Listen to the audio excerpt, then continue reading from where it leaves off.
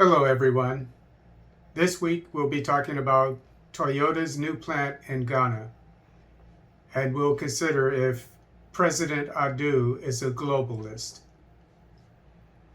The definition of globalism, according to Merriam-Webster: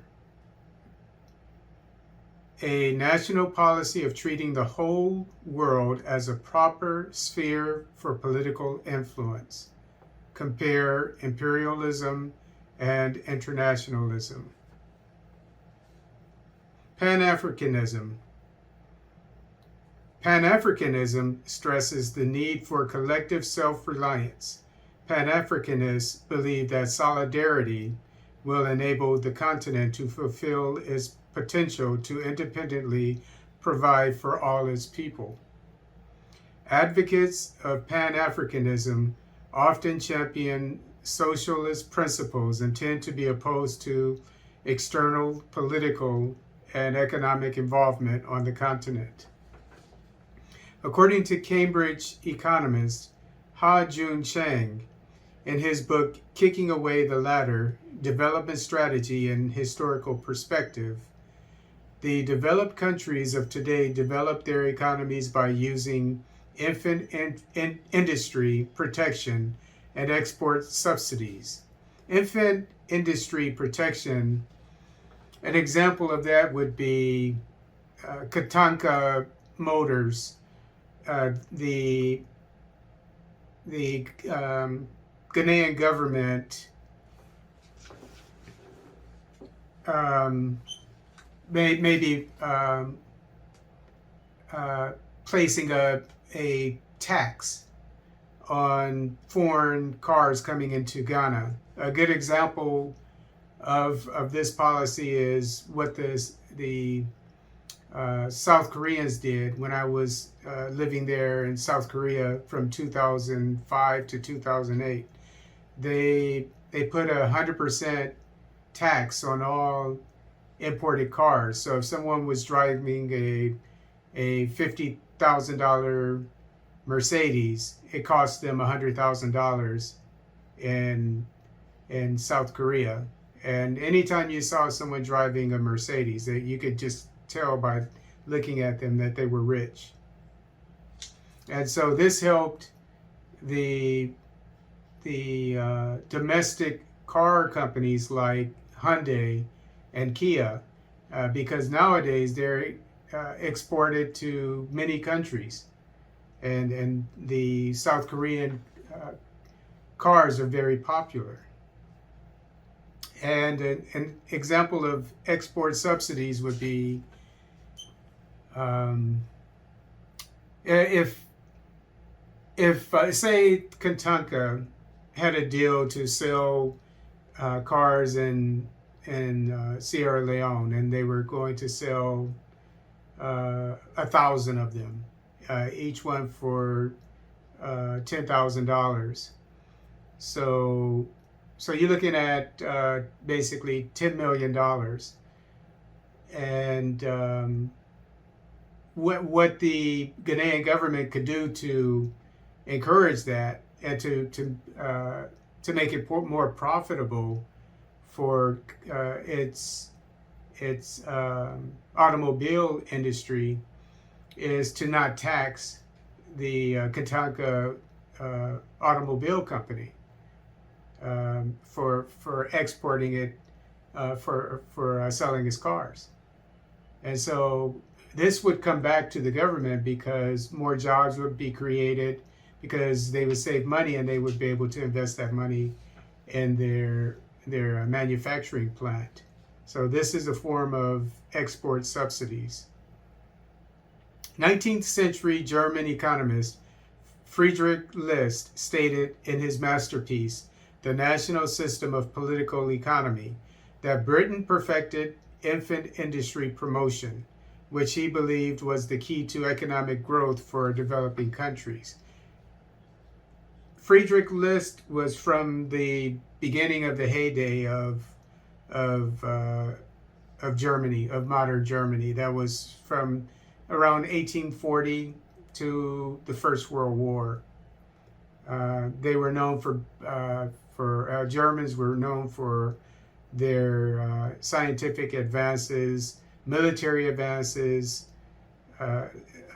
cultural accomplishments, etc. And he said that he used to suggest that the German government, which it did, protect its industries, its commercial industries, so that they would be able to grow. And this helped the German economy. And he said that Britain, for years, protected its infant industries. And a good example of that would be mercantilism. I'll give you what it is. Mercantilism was an economic system of trade that spanned from the 16th century to the 18th century. Mercantilism is based on the principle that the world's wealth was static, and consequently many European nations attempted to accumulate the largest possible share of that wealth by maximizing their exports and by limiting their imports via tariffs. This is according to Investopedia. And during the years of colonization of the Americas by the British and the French, they used to compete with each other, and they wouldn't allow their colonies to buy goods from the other competing nation. In other words, Haiti was a French colony. The French government wouldn't allow the Haitians to buy British goods because it would help out their industries. So Britain was known for this, and that was one of the causes of the American Revolution, because the British wanted to keep control over the American colonists and tried to make them continue to buy goods from them when the American colonists wanted to start making their own goods. Chang asserts that the United States didn't encourage free trade until after the Second World War, when it had the strongest economy in the world. Chang reasons that free trade only works for economies that are on the same level of development.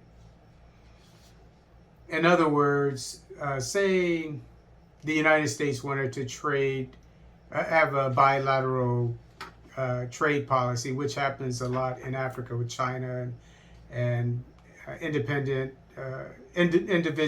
African nations. Say that the United States wants to sell computers, and it has a trade deal with let's say Namibia, which doesn't produce computers.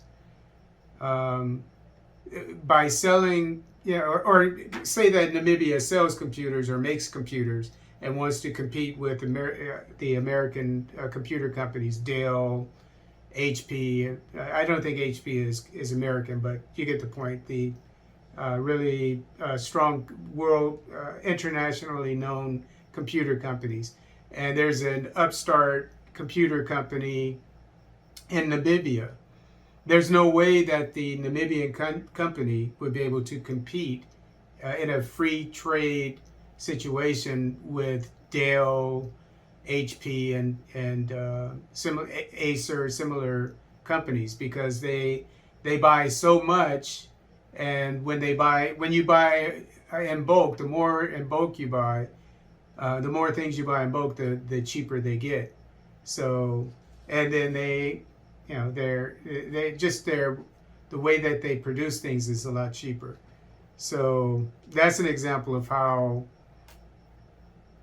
free trade only works when countries are at the same level of development. South Korea's policy, I'll just say it again. South Korea's policy to impose 100% tax on imported cars while I lived in the country from 2005 to 2008 helped South Korean car manufacturers like Hyundai and Kia sell more of their cars domestically and internationally. The IMF and World Bank impose liberalization on the countries they lend to, and the Chinese government stipulates it can repossess infrastructure of an African country if it defaults on a loan. And two examples of these policies are I think it was the IMF. It was either the IMF or the World Bank. But in this case, I think it was the IMF in 2012, I think it was, told the President Kabila, the president of the DRC, that it would get rid of its $12 million debt if it liberalized its diamond industry. So obviously, at the time, most of the diamond mines were owned by the government of the DRC. So to get rid of that $12 million debt, the IMF told the President Kabila that he needed to liberalize or open up the diamond mines to foreign companies, private companies. And an example of Chinese government stipulating that it can not repossess, I said repossess here, but can confiscate, say, a railroad, an airport, whatever, part of a country's, an African country's infrastructure. It was just found out recently, it was reported in Kenya's largest independent newspaper that the Chinese said wrote in a contract that exactly that if the Kenyan government defaulted on a loan to Chinese businesses or the Chinese government, I don't know which, but to the Chinese, then they could confiscate part of Kenya's infrastructure.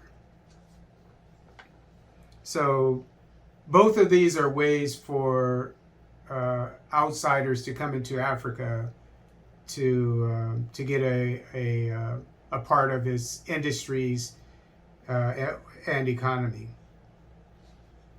These measures allow foreign companies to enter the economies of African countries and to have a comparative advantage because they are more developed.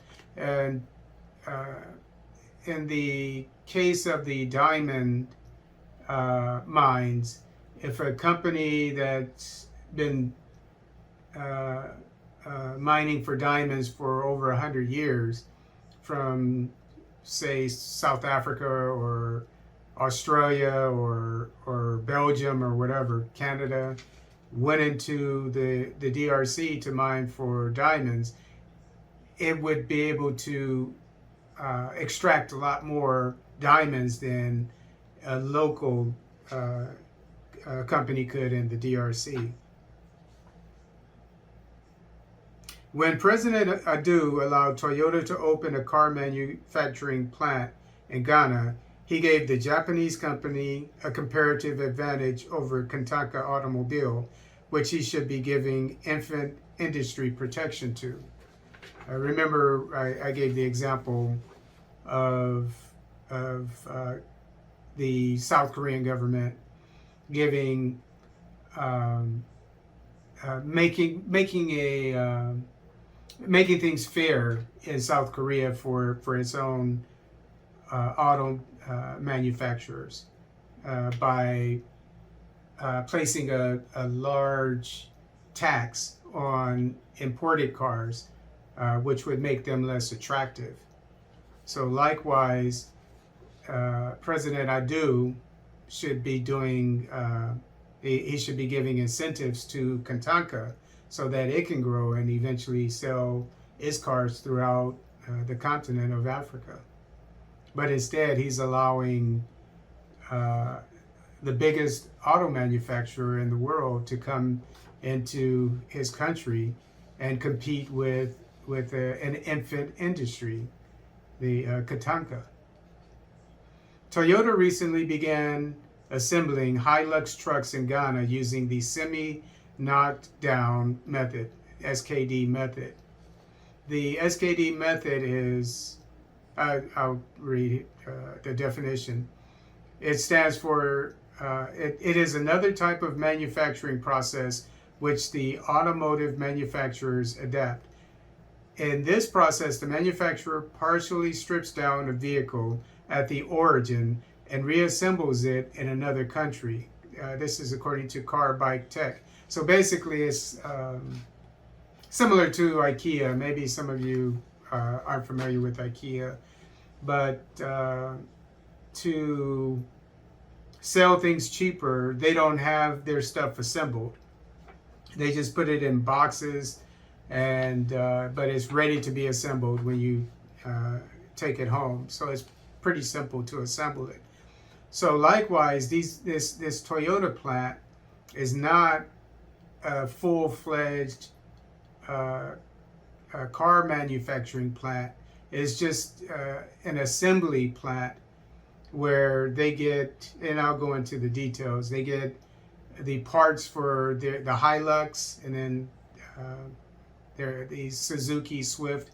I'll talk about that in a second. Eventually, next year they're going to start making that, and I should say not making, but assembling these two vehicles, the Hilux truck and the Suzuki Swift in Ghana. And they just get kits from, I'll go into it, but they get kits, and then the workers, they just put them together. So they don't actually manufacture anything, they just assemble. And so I remember President Akufo-Addo saying that there's going to be technology transfer from the Japanese auto industry to the Ghanaian auto industry, but if there is going to be some, there's going to be very little, obviously. They're just going to show them how to put screws on vehicles to sell them. This $7 million assembly plant will be Toyota's first in West Africa and will produce 1,300 units annually and have 50 employees. So President Akufo-Addo is making a fuss over a plant that only assembles car kits and is going to employ only 50 people. The reason why it's employing only 50 people is, one, it's only going to produce 1,300 units. And of course, this number is going to go up exponentially. We know it. In the future. Toyota is not setting up a plant in West Africa, its first plant, for nothing.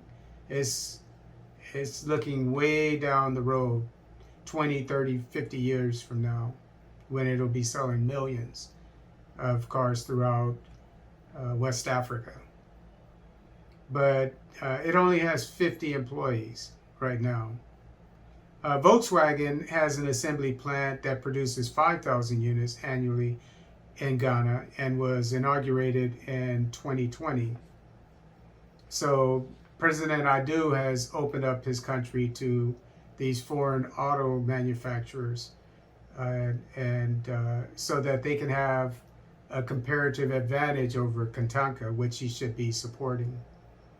The SKD kits for the Hilux will be imported from Toyota South Africa Motors. So South Africa is doing the same thing. And while the kits for the Swift, the Suzuki Swift, will be imported from Maruti Suzuki in India.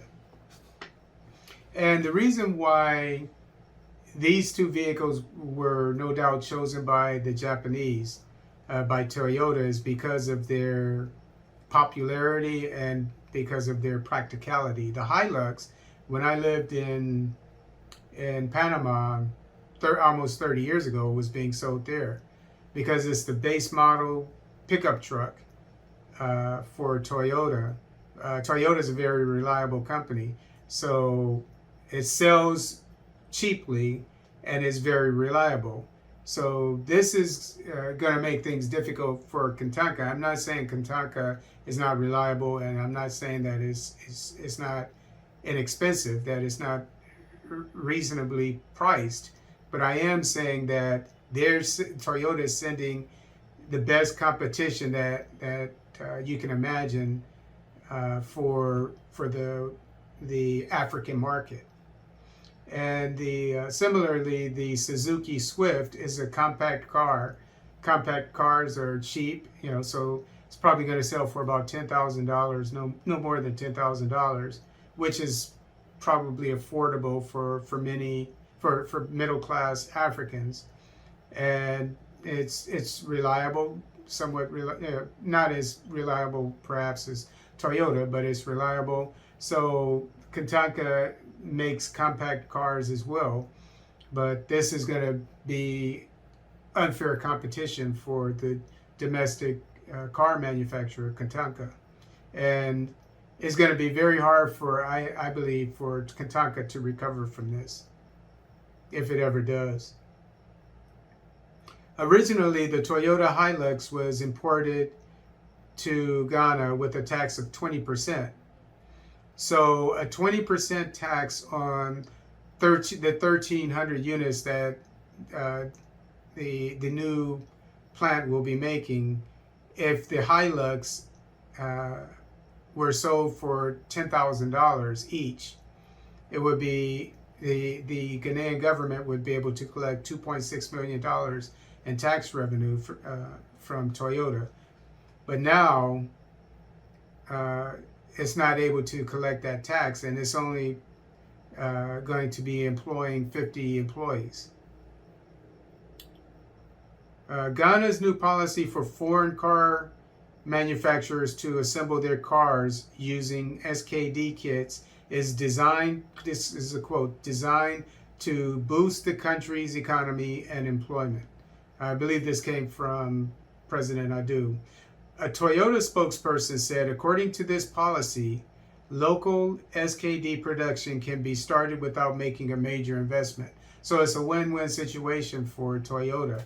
It's going to go into Africa, to Ghana in this case, set up shop, have a footprint, and compete unfairly with the domestic car manufacturer Kantanka, and get a large, I would say the lion's share of the market, the car market, and it's only going to invest $7 million. The plan is, as I said earlier, is going to cost $7 million. So this Toyota spokesperson, probably speaking to his or her investors, saying that Toyota is going to make a lot of money, but it's only going to invest a little. And by the same token, Ghana is going to lose so much because Kantanka cars will be competing against the largest car manufacturer, the largest and second largest car manufacturers in the world, Toyota and Volkswagen. So it's not going to do well in Ghana or in West Africa, and Ghana is going to receive very little money for it. Akufo-Addo is going to receive very little money for selling out his people, basically, to put things bluntly. President Akufo-Addo said the Toyota plant will help Ghanaians import fewer used vehicles and allow Ghana to export cars to other African countries. But couldn't the same be said if he supported Kantanka Automobile